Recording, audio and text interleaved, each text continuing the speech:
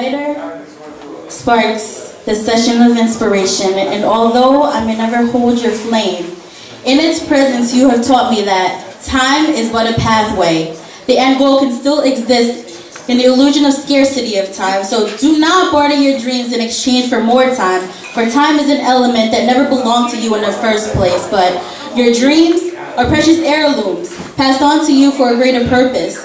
So as Cherry Rendezvous summers underneath Boardwalk remind us that these are the nights to live for with the only people that are worth remembering.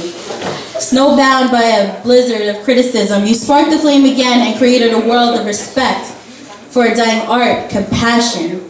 Yet when the storm is over, you walk outside and realize stereotype is a never-ending natural disaster. You spark that flame once more and start a business of expression, but the banks of society refuse to invest in you because it is not just money that you're after. It's the profit of freedom and the currency of laughter. Even though I can no longer feel your presence here today, I want you to know that I believe in you and stand by you, even in the midst of your complexities. You are the definition of inspiration, and I will hold on to your letter until you come back to me.